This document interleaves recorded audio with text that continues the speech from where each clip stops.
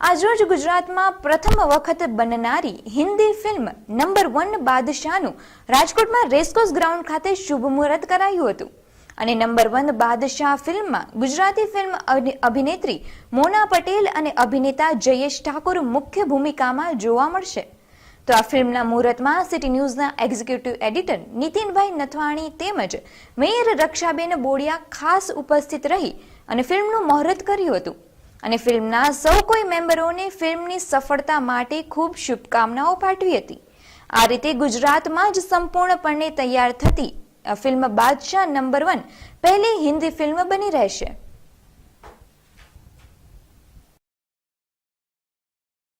Number 1 બાદશાહ એક મહિના નવરાત્રી પછી અમે અત્યારે છે ઓપનિંગ છે ને મુહૂર્તમાં આવેલા છે આપણે મેયરબેન તથા નીતિનભાઈ નથવાણી સિટી ન્યૂઝના બસ ટૂંક સમયમાં ફિલ્મ ચાલુ રહી રહી સફીલ પ્રોડક્શનમાંથી અમે અત્યારે હિન્દી ફિલ્મ સ્ટાર્ટ કરવા જઈ રહ્યા છે। સૌરાષ્ટ્રમાં ગુજરાતમાં લગભગ પ્રથમ આ હિન્દી ફિલ્મનો પ્રોજેક્ટ આવી રહ્યો છે અને આપણે ગુજરાતમાંથી ના સ્ટાર્ટ થાય તો આપણી ફિલ્મ ઇન્ડસ્ટ્રી છે એનો વિકાસ થાય અને બોલિવૂડને અમે અહીંયા લાવવા માટે ટ્રાય કરી રહ્યા છીએ રાજકોટમાં। અને આ પહેલાં અમે ગુજરાતી સારી મૂવી આપી છે રાખડીનો રખેવાળ સાજણ તારી પ્રીત કે જે અત્યારે ફૂલ સુપરહિટ છે અને કાઠિયાવાડી ઠાકોર એ ટૂંક સમયમાં આવે છે પણ આ બધી ગુજરાતી હતી કંઈક નવું કરવાની અમે ટ્રાય કરી રહ્યા છીએ અને બસ તમારા બધાની શુભકામના।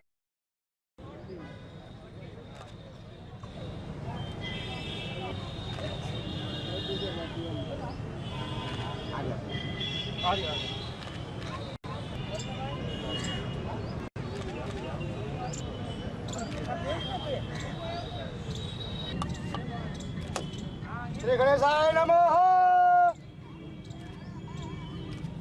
बोलो अम्बे मात की, बोलो अम्बे मात की।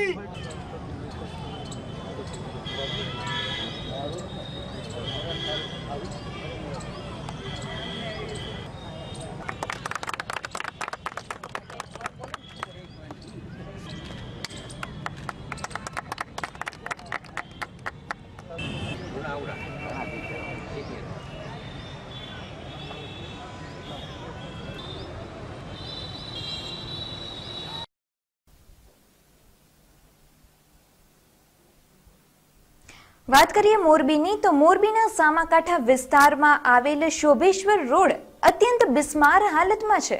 છેલ્લા કેટલાક વર્ષોથી આ રોડની હાલત અત્યંત ખરાબ છે। રોડ પરના રહીશો અને દુકાન માલિકો આ ખરાબ રોડના કારણે ત્રસ્ત થઈ ગયા છે। લોકોની અવારનવાર રજૂઆતો છતાં રોડની સ્થિતિ જેસે તેવી જ છે। આ રોડ પરથી દરરોજ નીકળતા અને રોડ નજીક રહેતા ભાઈ દ્વારા 4 દિવસ પહેલા મોરબી નગરપાલિકાને આ ઉબડ ખાબડ રોડ પર મોરમ નખાવવાની વ્યવસ્થિત કરવાની રજૂઆત કરવામાં આવી હતી પરંતુ પાલિકાએ 4 દિવસ સુધી ધક્કા ખવડાવ્યા બાદ થોભાનભાઈએ પોતાના ખર્ચે આ રોડનું સમારકામ શરૂ કરાવ્યું હતું। રોડ પર મોરમ નાખવી જેસીબી દ્વારા કામગીરી ચાલુ કરાઈ હતી। થોભાનભાઈ અઘારાએ મોરબીના ધારાસભ્યને ફોન કરી અને જણાવ્યું હતું કે તમે કંઈ કામ કરતા નથી તો હું મારા ખર્ચે આ રોડ રિપેરિંગ કરાવી દઈશ।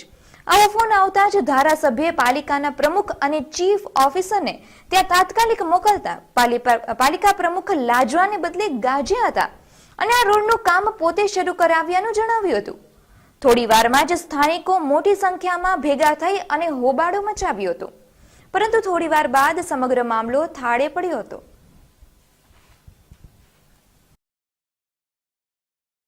લોકો એમ કહ્યું હાલો હાંજે તમને ગાડીને જેસીબી મોકલે કાંઈ વાંધો નહીં બીજે દિવસે ફોન કર્યો કે આજ તો નવરો નથી કાલે મોકલે 3-4 દિવસ લઈ મને રોજ કાલે ચડાવ્યો તો હું ખંચાડી મેં તો મારા ઘરને ખર્ચે રોજ આ રોડ ઉપર આવ્યું વાહન જવું વાહન મોટા ગાડી હાંચોડા ઉભા રહી જતા હતા ત્યારે એટલા બધા હતા કે હાંચોડી ગાડી ઊભી રહી જાય વેચવાની ગાડી ટેંગર હતી એટલે હું 2-3 વખત રજૂઆત કરું કોઈ જવાબ જ નહોતો। કેવો વિસ્તાર છે તમારો? આ પરશુરામ સોસાયટી આપણે શોભેશ્વર રોડ સવારનું ચાલુ છે કામ તો એને મેં કાંતિભાઈને ફોન કર્યો મેં તમારા નગરપાલિકા મને કાંઈ સાથ આપ્યો નથી હું મારા ખર્ચે કામ કરો નગરપાલિકાને ફોન કર્યો તો તમને હવાનો રોડ અમે ચાલુ કરાવ્યો છે અહીંયા કોઈ અહીંયા આવ્યું નથી રોડ કે અમે ચાલુ કરાવ્યો ખોટો બોલી નગર કાંતિભાઈ અરે કાંતિભાઈ તે અત્યારે તે જ આવું અહીંયા કામ કરાવે છે અત્યારે અહીંયા રૂબરૂ આવ્યો ચીફ ઓફિસરની પ્રમુખ બે એને રજૂઆત એવી કે અમારા માણસે રાતે મોરમ નાખી દો એક જંગલી માલમ નથી તમે તે રાતે વેચી નાખ્યું ત્યાં નાખ્યું નગરપાલિકા છે અમારા ચાલુ કર્યો જેસીબી હું લાવ્યો મારા ખર્ચે.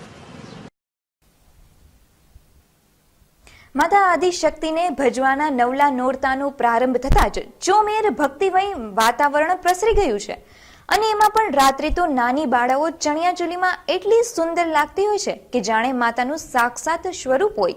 ત્યારે આ બાળાઓને 9 દિવસ ઘણા દાતાઓ દ્વારા વિવિધ પ્રકારની લાણીઓનું વિતરણ કરાય છે.